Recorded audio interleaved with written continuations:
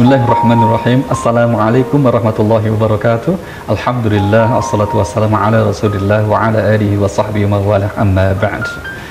Dalam masyarakat kita seringkali masih bercampur antara tradisi dengan syariat agama.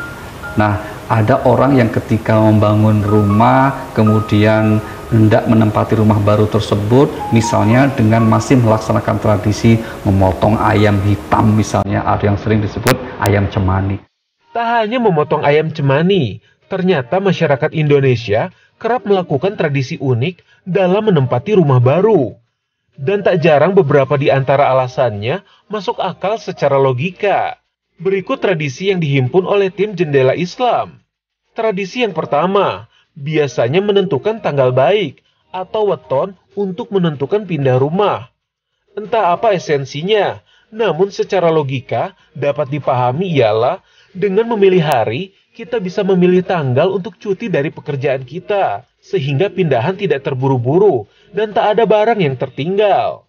Yang kedua, ialah tidak boleh memilih pindahan rumah di saat musim hujan. Tak hanya tradisi tanah Jawa, mungkin beberapa daerah lain pun memiliki budaya yang sama. Tentu saja dapat dipahami, jika pindahan saat musim hujan, pastinya barang-barang akan rusak saat dibawa.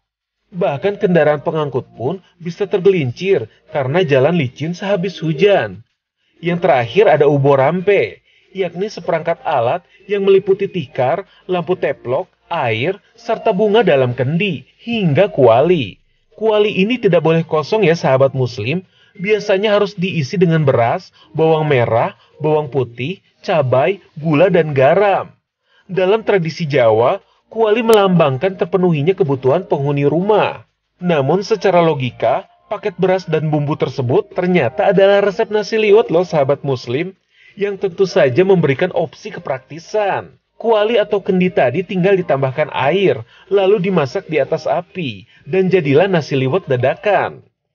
Sedangkan lampu teplok dan juga tikar dianggap melambangkan ketentraman hidup. Tentu saja jika dipandang dari segi kemudahan, tikar merupakan tempat duduk yang praktis ketika kursi masih dalam keadaan terbungkus atau diikat. Dan jika rumah baru belum mendapatkan pasokan listrik, tentu saja lampu teplok ini bisa menjadi solusi yang praktis. Wah, ternyata budaya tradisi leluhur kita benar-benar menunjukkan kepedulian mereka terhadap kita sebagai generasi penerusnya ya sahabat muslim. Sedangkan untuk tradisi memotong ayam cemani ataupun kurban hewan lainnya seperti memotong kepala kerbau atau kambing, tim Jendela Islam belum menemukan literatur ataupun catatan budaya mengenai tradisi tersebut. Namun setidaknya tim Jendela Islam menemukan fakta unik seputar ayam cemani. Dikutip dari salah satu blog media, ternyata ayam cemani merupakan pembiakan sejak era Majapahit di abad ke-15. Konon warna ayam cemani sebelumnya adalah berwarna putih. Namun karena dijadikan media pemindahan penyakit gaib, maka ayam tersebut berubah menjadi warna hitam. Dan dalam bahasa Sansekerta, cemani memiliki arti hitam legam.